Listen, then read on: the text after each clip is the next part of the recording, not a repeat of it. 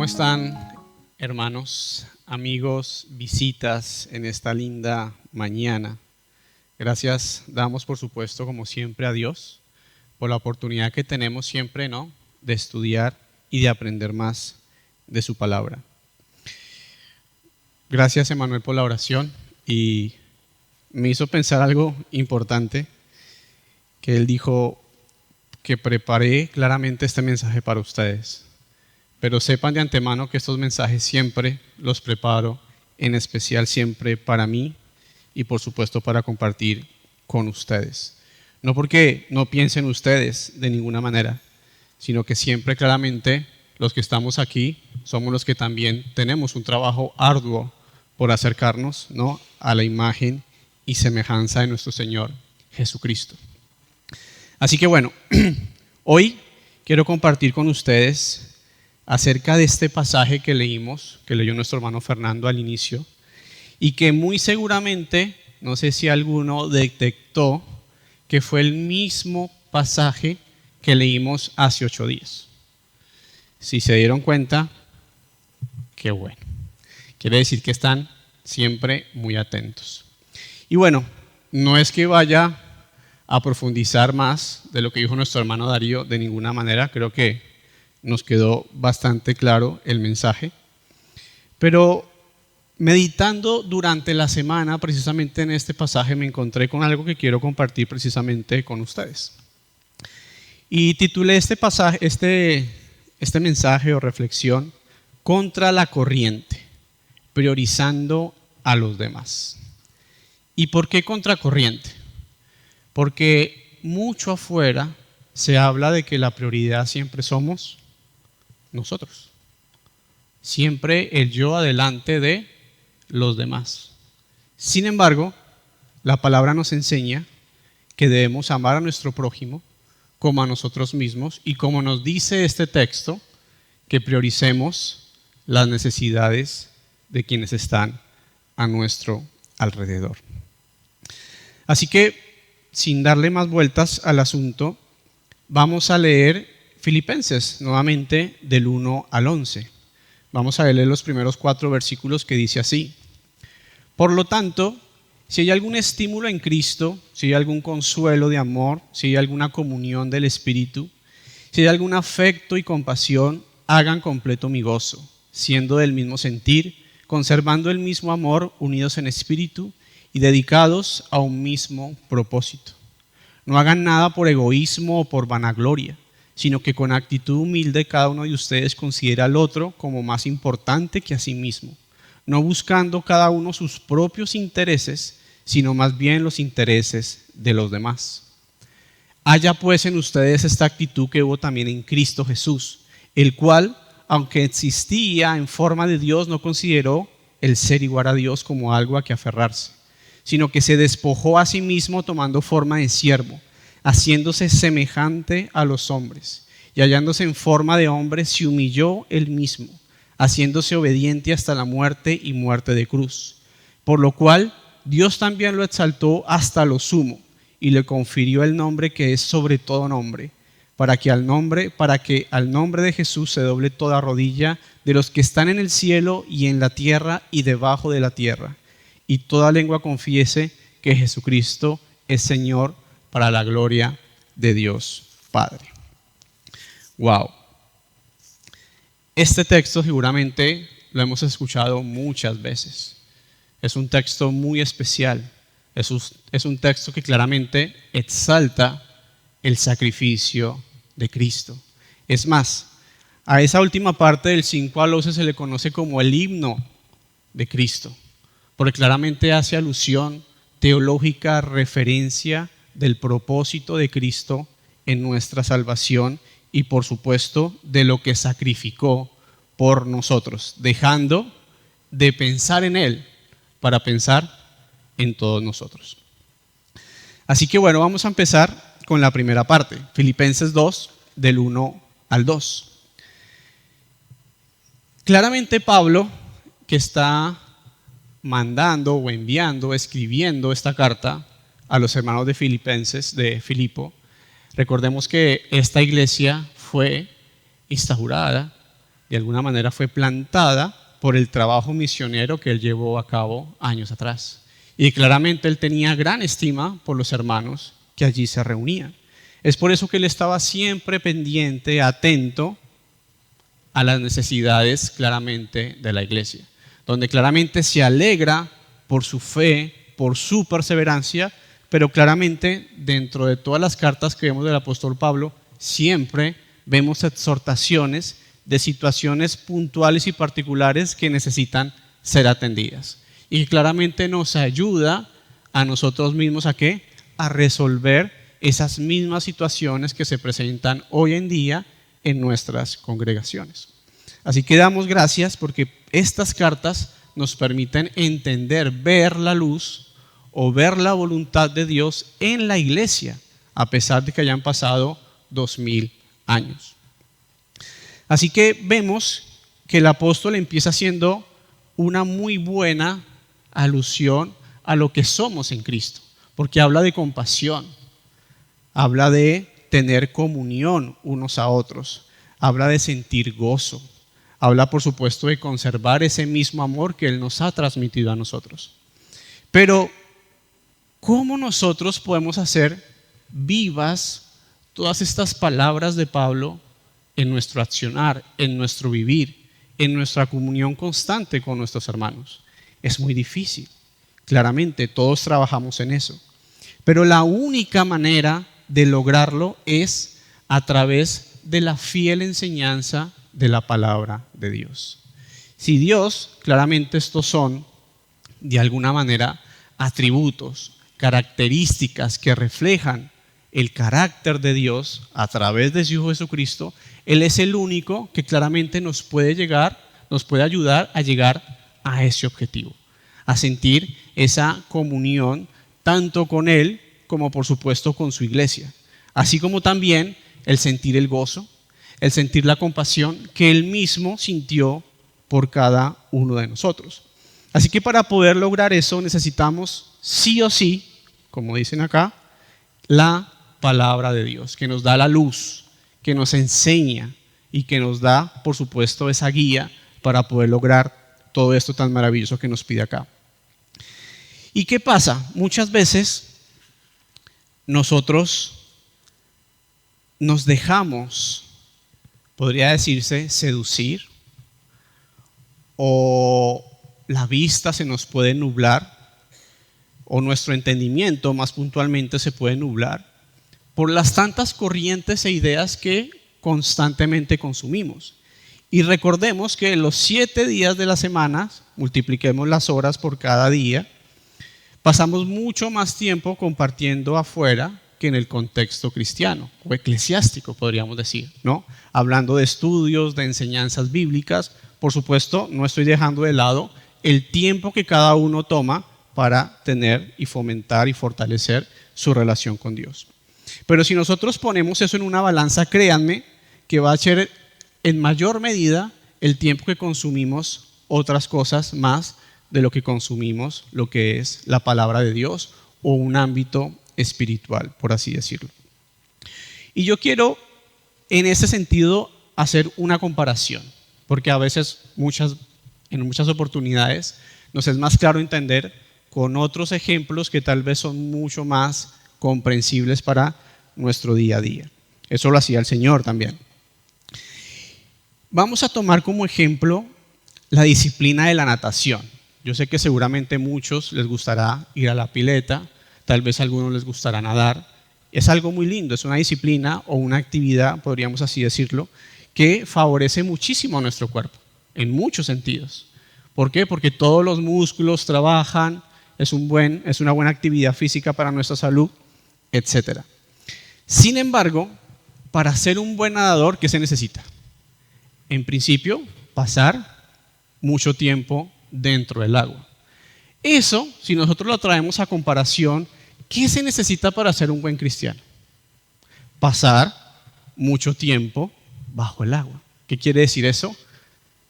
Esto, en el compartir unos con otros, en el estar en actividades, en enseñanzas, en estudios. Es la única manera que nosotros podemos lograr ser buenos cristianos. De la misma manera que un nadador quiere desempeñarse o quiere disciplinarse en esa actividad, necesita pasar horas y horas reforzando su técnica, practicando la respiración y por supuesto todo esto bajo el agua. ¿Qué pasa? En ese ámbito de la natación, podríamos decir que es nadador aquel que va una vez al año a la pileta. O podríamos decir que es nadador aquel que apenas mete los pies en el agua. O qué decir de aquellos que ven desde afuera cómo nadan los demás. Este tipo de personas pueden llegar a ser nadadores medianamente buenos, tal vez no profesionales, pero de alguna manera no se van a ahogar si caen en alguna pileta, algún río o se aventuran, ¿no?, en el mar. Por supuesto, sin contemplar el tema de las olas y algunas otras situaciones, pero si todo anduviera bien, podrían salir a flote. De la misma manera, nosotros como cristianos, nos es difícil pretender que podemos llegar a la imagen de Cristo perdiéndonos de estar bajo el agua. ¿Qué significa esto? Reuniéndonos, congregándonos, como nos dice la palabra específicamente en Hebreos. Teniendo comunión unos con otros, perdonándonos unos a otros, exhortándonos unos con otros, llorando unos con otros. Entonces, de alguna manera, sí, Pablo nos está exhortando a tener ciertas virtudes especiales que se caracterizan dentro del cuerpo de Cristo, pero que requiere uno estar dentro del cuerpo de Cristo. Así que si somos un dedo, una mano, un brazo o una pierna, no los van a ver ustedes por ahí andando solos, como tal vez puede pasar en alguna otra película, donde vemos una mano caminando por allí y eso no suele suceder. Ahora imagínense trasladar eso a nuestro ámbito espiritual. Nosotros necesitamos ser parte del cuerpo, participar del cuerpo, para realmente ser considerado parte del cuerpo. Entonces, yo sé que pasar mucho tiempo en el agua tampoco nos va a convertir en peces, tampoco garantiza que esa persona que pasa muchas horas en el agua vaya a ser un nadador profesional, que vaya a ganar los Juegos Olímpicos, de ninguna manera. Se necesitan otras cosas más que pasar mucho tiempo en el agua, como preparación, disciplina, esfuerzo, dedicación, entre muchas más. Talento también puede entrar dentro de una de ellas. Pero solo aquel que se mete en el agua es el que tiene más probabilidades de ser un buen nadador que el que está afuera. El que está afuera nunca lo podrá lograr, mientras que el que está dentro del agua, por más de que no tenga el talento, está mucho más cerca de lograr el objetivo de ser un nadador.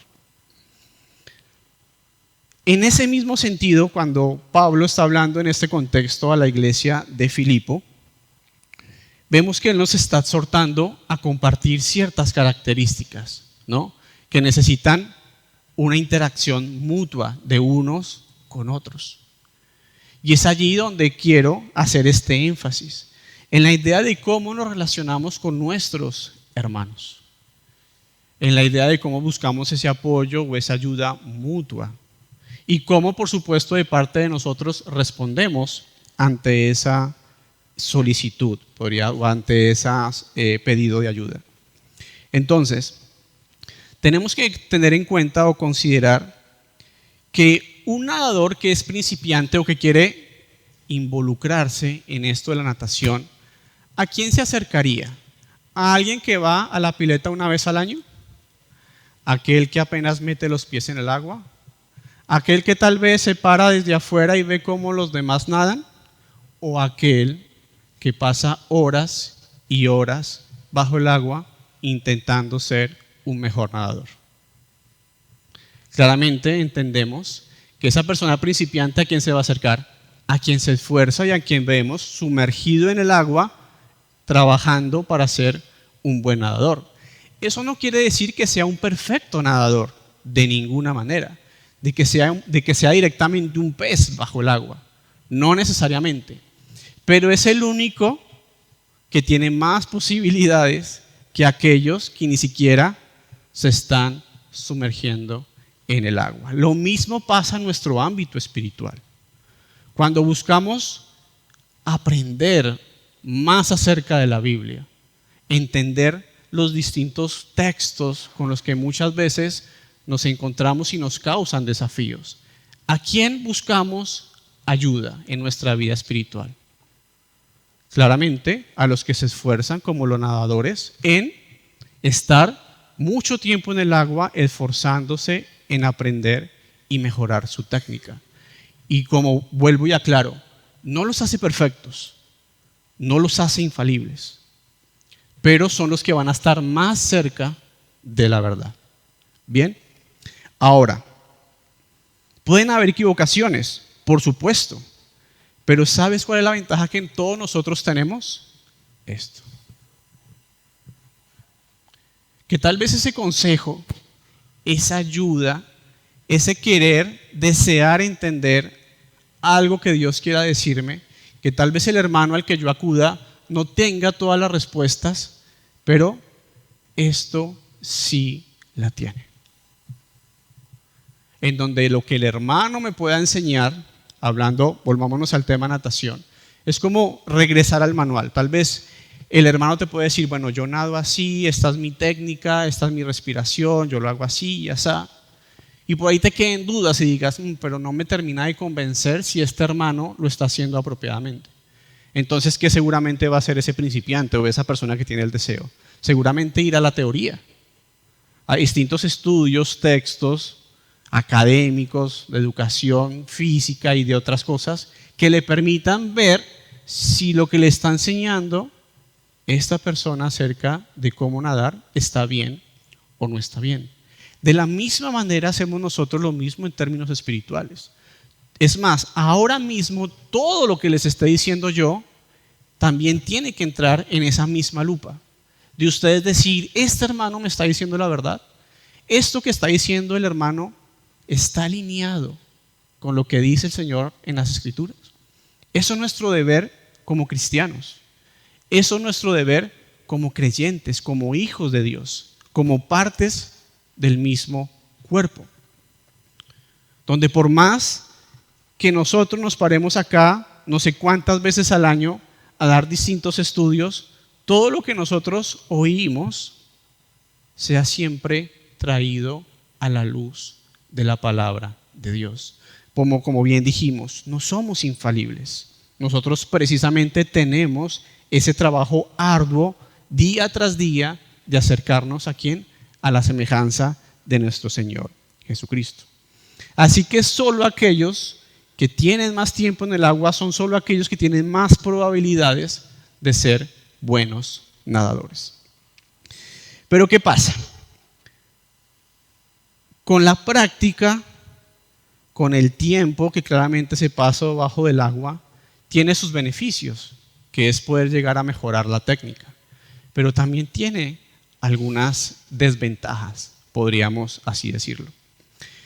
Y si nuevamente nos vamos a hablar del tema natación, tomando este mismo ejemplo, las personas que pasan mucho tiempo en piletas específicamente tienen más, digamos, exposición a ciertas cosas que pueden afectar su salud. Primero, problemas respiratorios a causa de los químicos que tratan el agua, en especial en lo que son piletas cerradas. Segundo, daño en la piel o cabello por el constante contacto con el cloro. Tercero, lesiones por el sobreuso o mala técnica. Si no se hace algún movimiento, claramente en hacerlo repetitivas veces va a generar un daño físico, entre otros. De la misma manera, hablando en términos espirituales también, al estar tanto tiempo sumergidos bajo el agua, nos enfrentamos a distintas, podría decirse, desventajas o ataques. Bien, le pasó al Señor Jesús. El Señor Jesús, Él era así un experto nadador. Y él no solo pasaba tiempo en el agua, si lo lleváramos a esta analogía que estamos haciendo del agua. Él no solo pasaba tiempo, sino él vivía en el agua. Él era un experto. Él no tenía defecto alguno en su técnica. Él todo lo que hacía en términos de natación lo hacía bien. Aún así, era señalado. Sus enseñanzas eran criticadas. Hablaban a sus espaldas. Por supuesto, fue traicionado. Fue vendido. Fue golpeado. ¿Qué nos espera, por supuesto, a nosotros? Es algo con lo que de alguna manera nosotros tenemos que lidiar. Entonces, si el Señor claramente vivió y tuvo que soportar todos estos ataques, y créanme, de gente que ni siquiera tocaba el agua, gente que estaba afuera, o si por mucho acaso metía los pies en el agua, ¿y qué hacían? Criticaban la técnica de Jesús. Aquellos que ni siquiera mojaban sus pies. De la misma manera nosotros, en nuestro diario vivir dentro del cuerpo de Cristo, también solemos vivir distintos momentos que claramente afectan nuestro ánimo espiritual, que nos desaniman, que nos frustran, que decimos, pero ¿por qué? Si entiendo, estoy haciendo las cosas bien para el Señor, ¿por qué me pasa esto? ¿Por qué hablan mal de mí? Como bien había dicho nuestro hermano Darío. Le pasó al mismo Moisés y de gente cercana, su propia familia, quienes hablaban mal de él. Al estar expuestos bajo la luz, vamos a ser claramente más fácil de señalar. Le pasó al Señor, claramente es algo con lo que nosotros también tenemos que trabajar y que de alguna manera nos permite entender algo que es muy importante en nuestra vida espiritual. Que eso nos acerca más a Dios porque nos hace más dependientes de Él. Nos quita esa carga de dejar todo bajo nuestros esfuerzos, sino que claramente dependemos de alguien que es mayor que todos nosotros y que nos va a dar la fuerza, que nos va a dar el ánimo, que nos va a dar el valor para seguir adelante sin importar todas las pruebas que claramente nos llegan a muchas veces de las personas que tenemos más cerca. Así que bueno, Jesús recibía indicaciones de cómo nadar de personas que nunca habían entrado en el agua o que tal vez apenas mojaban sus pies. Yo sé que tenemos distintas obligaciones, eso es claro, todas las tenemos acá, todos tenemos distintas luchas y ninguna es más importante que la de algún otro. Todos y cada uno claramente tiene su lucha por supuesto, con la ayuda del Señor saldrá victorioso. Pero es algo que claramente nosotros tenemos que ir trabajando. ¿Para qué? Para poder acercarnos más a Dios. Porque al acercarnos más a Dios, créanme que esas cargas, esas dificultades, esos problemas que tal vez muchas veces no tienen solución o que no encontramos la solución, van a ser resueltas porque así lo ha prometido el Señor. Vengan todos aquellos que estén cargados, agobiados, yo les daré descanso. Carguen mi yugo, que es más fácil. Entonces claramente vemos que hay un apoyo incondicional de Dios para con nosotros. Permanente. Es una promesa para cada uno de los que estamos acá. Pero ¿qué pasa? Debemos claramente acercarnos a Dios. Y no es que las actividades regulares, el no faltar a ninguna, claramente nos vaya a hacer mejores nadadores. Eso también requiere disposición, apertura de nuestro corazón. Hay un trabajo íntegro, holístico de cada uno de nosotros, donde tenemos que enfocar tanto nuestra mente, nuestro cuerpo y nuestro espíritu. Y por supuesto necesitamos mover el cuerpo para siquiera estar allí y compartir ese momento, pero estar dispuesto también con nuestra mente con nuestro corazón, para recibir aquello que el Señor quiere decirnos de la mejor manera para nuestro crecimiento espiritual, para acercarnos cada vez más al Señor. Porque no solo basta, como bien dijimos, con meterse en el agua y pasar mucho tiempo en él. También requiere claramente esfuerzo y responsabilidad de nuestra parte, disposición a aprender. Así que, tomando como referencia esto, vamos a seguir con la siguiente parte. ¿Cómo logramos todo lo anterior? Habíamos coincidido que la palabra del Señor es la mejor guía para lograr esto.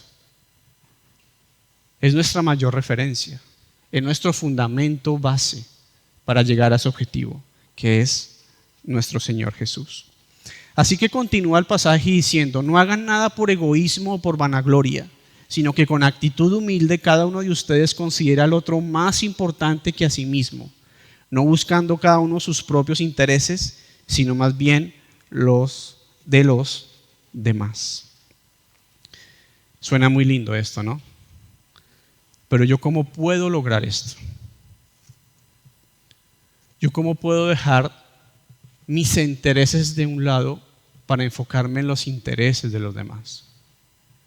En principio, conocer los intereses de los demás. ¿Cómo puedo preocuparme por algo que desconozco?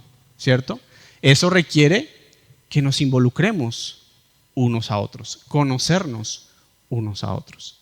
Y eso tampoco requiere que todo sea felicidad, que todo sea momentos lindos. Vemos que el Señor lo practicó en todas las formas, con sus discípulos, compartiendo lindos momentos, enseñanzas, aprendizajes, alegrías, pero también tristezas, también llamados de atención, exhortaciones. El Señor también tuvo que ser firme, duro, señalar claramente lo que estaban haciendo mal. De la misma manera, se entiende que el cuerpo de Cristo debe funcionar de la misma forma.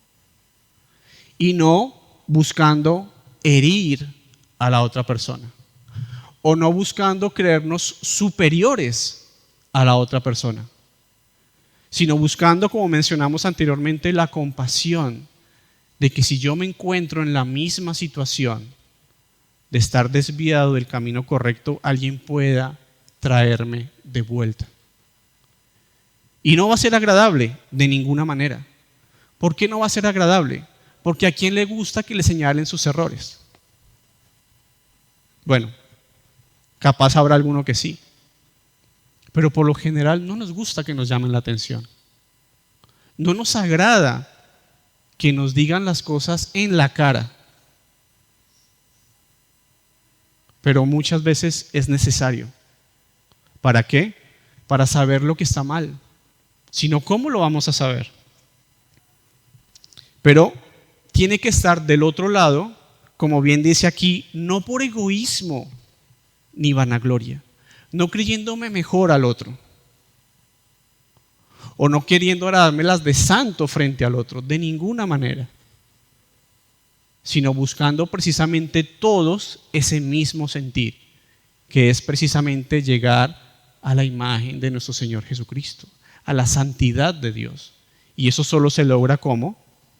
Por supuesto, muchas veces con jalones de oreja. Muchas veces con este tipo de exhortaciones. Entonces dice, no buscando cada uno sus propios intereses, sino más bien los intereses de los demás. Y es ahí también donde nos encontramos con una situación particular. Muchas veces omitimos o hacemos la mirada al otro lado cuando vemos que algún hermano no está haciendo las cosas bien. No por amor a él, sino porque nos amamos demasiado, porque yo no quiero entrar en confrontación. Yo quiero evitarme esa situación incómoda de tener que decirle al hermano, hermano, esto que estás haciendo no es lo correcto. Porque sé que del otro lado tal vez va a haber una respuesta no muy amena. Pero no estoy pensando en Él, estoy pensando en mí. Estoy siendo egoísta. Estoy pensando en mis propios intereses y no en los de Él, que se supone son los mismos que los míos, que es que llegar a la imagen nuevamente de nuestro Señor Jesucristo. Entonces, cuando nosotros omitimos o hacemos de la vista gorda, claramente no estamos pensando en el otro. Estamos pensando únicamente en nosotros. Como bien he dicho en algunas otras oportunidades, nosotros somos expertos para engañarnos a nosotros mismos. Pero como dice la palabra, el Señor no puede ser burlado. Siguiente parte. Vamos a ver que Pablo, si nosotros tuviéramos que hacer una división, va llevando todo en un hilo de pensamiento muy valioso, donde claramente hace un tipo de sanduchito, ¿no? Empieza hablando de la compasión, del gozo, de un mismo sentir, de una misma comunión. O sea, hermanos, esa es la iglesia ideal. Ojalá la encontráramos y sabemos que en el cielo va a ser así. Pero lastimosamente aquí en la tierra, mientras estemos en esta carne, vamos a tener que luchar precisamente con todo esto, con lo que nos enfrentamos día tras día. Después de eso, claramente esa mención del gozo, del espíritu, de la alegría, de la compasión, Él viene y trae en el medio eso de no sean egoístas, no hagan las cosas por vanagloria, no piensen en ustedes, piensen en los demás. Suena duro, suena fuerte. Pero después, claramente, de ese fuerte discurso, viene y nos da la mejor explicación de todas, y es el ejemplo de nuestro Señor Jesucristo, que dice así: ¿cómo logramos todo lo anterior? De la siguiente manera: haya pues en ustedes esa actitud que tuvo también Cristo Jesús, el cual, aunque existía en forma de Dios, no consideró el ser igual a Dios como algo a que aferrarse, sino que se despojó a sí mismo tomando forma de siervo, haciéndose semejante a los hombres, y hallándose en forma de hombre se humilló él mismo, haciéndose obediente hasta la muerte y muerte de cruz. Por lo cual Dios también lo exaltó hasta lo sumo y le confirió el nombre que es sobre todo nombre, para que al nombre de Jesús se doble toda rodilla de los que están en el cielo, en la tierra y debajo de la tierra, y toda lengua confiese que Jesucristo es Señor, para la gloria de Dios Padre. Aquí está la respuesta de cómo nosotros podemos llegar a ese sentir que empieza en el versículo 1 y claramente comprende el estado también de nuestro corazón. De que sí, podemos aparentar que nadamos bien, pero en el momento en el que necesitamos realmente nuestras habilidades de nado, tal vez ahí es donde vamos a llevar la peor parte.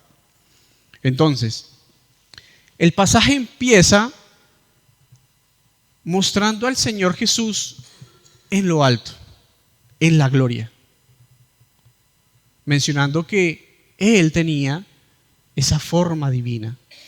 Cuando habla de forma, habla de que comprende todas las características del mismo Dios, o sea, Dios, lo hace Dios, y que Él se despojó, o sea, que viene de manera descendente, de arriba hacia abajo, siendo en forma de Dios, preexistencia divina, despojándose de eso, privándose claramente de esa divinidad, tomando ¿qué? Forma de siervo, encarnándose en hombre, semejante a nosotros, completamente Dios, completamente hombre. Él también tuvo que lidiar con lo que nosotros lidiamos día tras día, pero Él salió victorioso. Y Él es nuestra esperanza, Él es nuestro ánimo también, y Él debe ser nuestra fortaleza. Se humilló. ¿Cómo se humilló? Lo explica el texto: obedeciendo de manera voluntaria. Que esta es otra palabra que afuera no cae para nada bien. obedeció al punto de entregar su vida. Dice el texto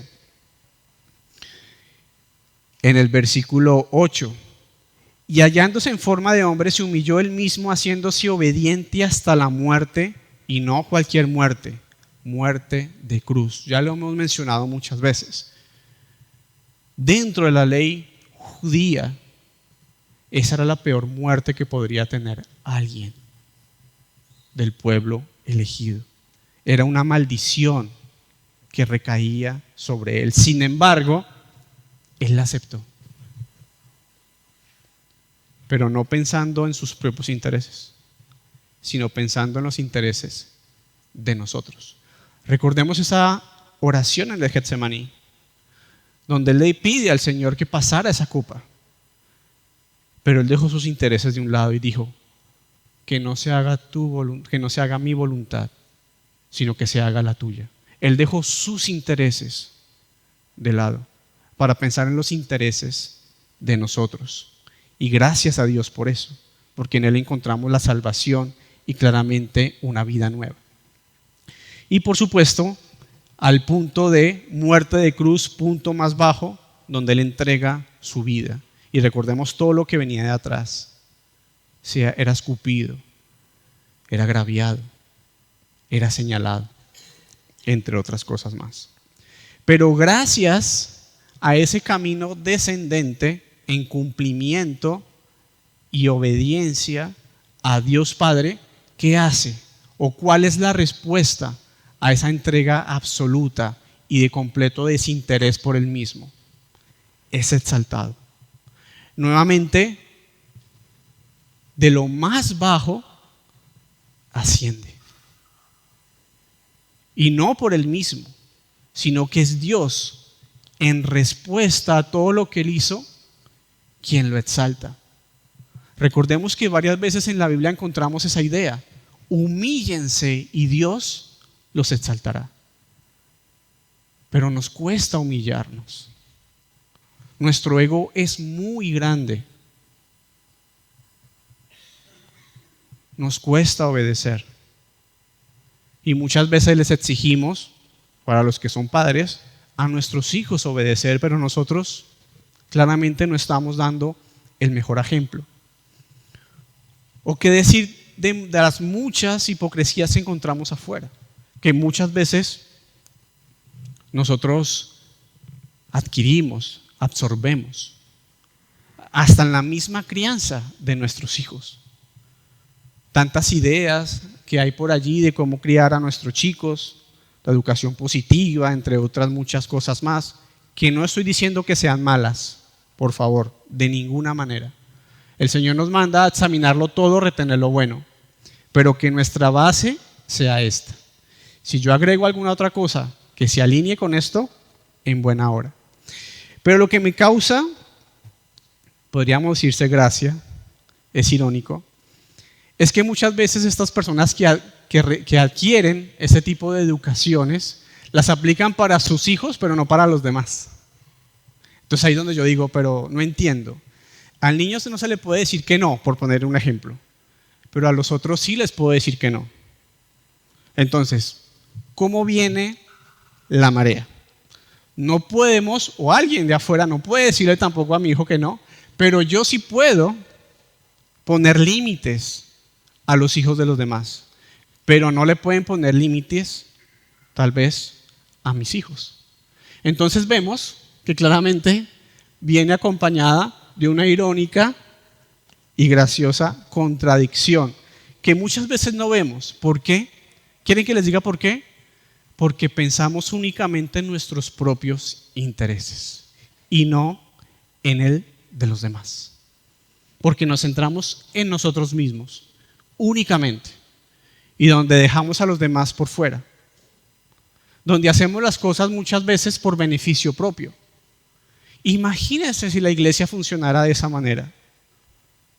Entonces Jonathan, por poner un ejemplo, que es el que organiza todas las sillas todos los domingos, después de la gran labor que hacen de limpieza anteriormente, imagínense donde Jonathan dijera: no, yo solo voy a organizar esas 3 sillas que están ahí porque es donde me siento yo, mi esposa y mi hija. Claramente, egoísmo absoluto. Pero él más allá de pensar solamente en donde él se sienta, él acomoda todas las sillas. ¿Por qué? Porque él piensa en los demás. De la misma manera, por poner otro ejemplo, si nosotros hacemos un llamado a una jornada de aseo, créanme que yo no voy a lavar este baño que es de los hombres solamente porque yo lo uso. Claramente estoy llamado a limpiar cada área de este lugar porque es de nuestro uso común. Y no lo hago para mí, sino claramente lo hago por la congregación, por los hermanos, por este lugar que nos pertenece a todos, no a unos pocos. Y que nos esforzamos, que nos negamos tal vez ese sábado a salir, a pasarla lindo, a desaprovechar tal vez un día soleado, pero que dedicamos y venimos a ensuciarnos. Venimos a pasar trabajo, pero por amor ¿a quién? En primer lugar a Dios y por amor a nuestros hermanos. De la misma manera nosotros debemos obrar sí o sí en 100% de nuestro día a día, en nuestro hogar. Dejar de pensar en mí y pensar en mis hijos, por supuesto, en lo que sea mejor para ellos. En nuestra relación matrimonial, dejar de pensar en mí y pensar en mi esposa también. Pero claramente cuando entramos en esas discusiones que muchas veces se dan por los roces que hay en el día a día, siempre únicamente estamos pensando, yo tengo la razón. Yo quiero que ella lo haga de esta manera. Si no es así, no hay trato. Y del otro lado, por supuesto, está la contra, donde pasa exactamente lo mismo. Yo me marco mi posición y tiene que ser así. Es por eso es que muchas veces las discusiones no terminan. Porque no cedemos, hermanos. Porque queremos siempre buscar nuestro interés propio. Queremos evitar ceder para el bienestar de los demás. Es por eso que en esta comunidad buscamos y promovemos esto. Pensar en los demás. Entregarnos por los demás. Pero como bien dije al principio, ¿cómo llegamos para dar ese primer paso? Conociéndonos, hermanos.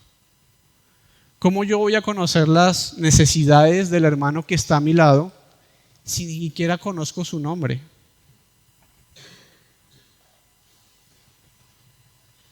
Es difícil saber cuáles pueden ser las necesidades de él si ni siquiera sé cómo se llama. Entonces es un llamado a que nosotros nos involucremos. Porque cuando hablamos de la edificación mutua de la iglesia, donde claramente el Señor menciona que para la edificación de la iglesia Él nombró a algunos apóstoles, maestros, pastores, sí, eso es una parte, pero no es todo el cuerpo. El cuerpo no solo se comprende de lo que tiene que ver la cabeza, ojos, nariz y boca. También necesitamos del dedo pequeño del pie que muchas veces golpeamos por allí y que ahí nos recuerda que realmente existe y que tiene parte de nuestra integridad, ¿no? Entonces esa idea de que nosotros nos desliguemos de lo que es el interés común es algo que tenemos que trabajar, hermanos. Y no es fácil. No es fácil dejar de pensar en mí para pensar en los demás. Dejar de pensar en mi comodidad para pensar en estar aquí, en este lugar, o de participar de alguna otra actividad. Porque nos condicionamos, buscamos siempre excusas para justificarnos. Que hace mucho calor, están los aires, gracias a Dios. Que hace mucho frío, están los aires, gracias a Dios. Pero ¿qué sería, hermanos, de que algún día, Dios no lo permita, tuviéramos que prescindir de este lugar y tuviéramos que reunirnos en la plaza del frente? Con tal vez un domingo con 44 grados de calor. ¿Vendríamos igual?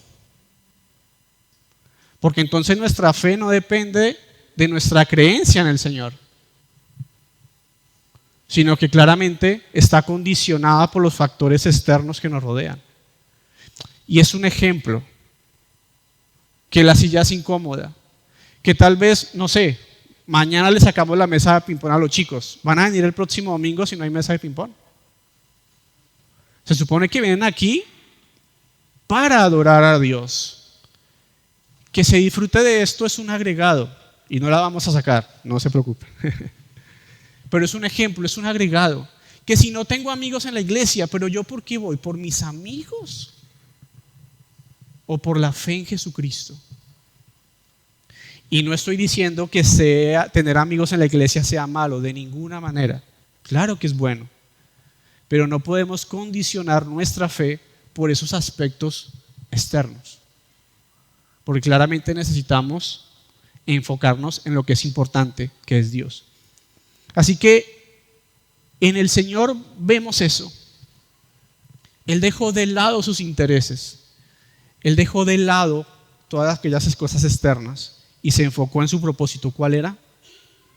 Cumplir con el plan, cumplir con el llamado que había tenido de entregar su vida hasta lo último. Y asimismo Dios lo exaltó. ¿Cómo? Resucitándolo, dándole nuevamente vida. Porque ahí es donde hemos realmente reflejado las promesas de Dios. Dice, la paga del pecado es muerte. ¿Qué pasó con el Señor? Resucitó, volvió a la vida. ¿Qué quiere decir eso? Que no había pecado alguno en él. Lo exaltó y le dio nombre sobre todo nombre, le dio toda autoridad, como dice Mateo 28 y 18. El Señor dice, toda autoridad se me ha dado en el cielo y en la tierra. Y ahí es donde dice, por tanto, bajo esa autoridad, vayan, hagan discípulos bautizándolos en el nombre del Padre, el Hijo, el Espíritu Santo. Nombre sobre todo nombre. Donde toda rodilla se doblará. Hablando de que en algún momento, hermanos, ya sea en esta vida o en la otra, tendremos que reconocer a Dios por lo que es. Ya sea en su presencia o lejos de su presencia. Hablando del cielo y por supuestamente el infierno. Toda lengua confiesa. ¿Qué debemos confesar? Que Jesús es nuestro Señor. Es nuestro Señor y nuestro Salvador. Aquel a quien yo debo ¿qué? Obedecer. Entregarme. Vivir para Él. Y por último, gloria de Dios Padre, propósito final. Hasta el mismo Señor Jesús, todo lo que hizo, no lo hizo pensando en Él. Como también decía el texto en el versículo 3, vanagloria, una gloria vacía, un peso vacío, sino buscando la gloria de ¿quién? De Dios Padre, que es lo que también tenemos que hacer nosotros. Cada silla que acomodamos, cada piso que limpiamos, cada trato que tenemos con nuestros hermanos, debe ser ¿para qué? Para la gloria de Dios. Y por supuesto, eso permitirá que nosotros nos acerquemos más al ejemplo perfecto que es nuestro Señor Jesús. Así que cuando pensemos en humildad, pensemos en el Señor. Cuando pensemos en egoísmo y vanagloria, como decía el texto, pensemos en el Señor, despojándonos de nuestros propios intereses para pensar en los intereses de los demás como lo hizo el Señor. ¿Sí? Conclusión. Filipenses 2 del 1 al 11 es un texto que une magistralmente la ética cristiana con la cristología más elevada. Pablo no presenta la humildad como un ideal abstracto, sino encarnado perfectamente en Cristo. El llamado es claro, hermanos. La comunidad cristiana debe reflejar la misma actitud de aquel que siendo Dios se hizo ¿qué? Siervo. ¿Qué dice el Señor? El que quiera ser el más grande tiene que servir a los demás, no servirse a sí mismo, no pensar en sí mismo o pensar de que yo muevo un dedo solo si me veo beneficiado. Wow. Entonces quiere decir que no estás pensando en los demás, estás pensando solo en tus propios intereses. Y con esto me despido. La humildad no es pensar menos de ti mismo, sino pensar menos en ti. mismo. La verdadera grandeza no consiste en subir, sino en descender para servir. Hermanos, espero que este mensaje, como bien les dije al principio, como a mí, pueda, por supuesto, nuevamente recordarnos la importancia que es estar siempre cerca y de la mano de nuestro Señor, para, por supuesto, entender mejor su plan para con nosotros y la mejor manera de acercarnos a la imagen de nuestro Señor. Que Dios los bendiga.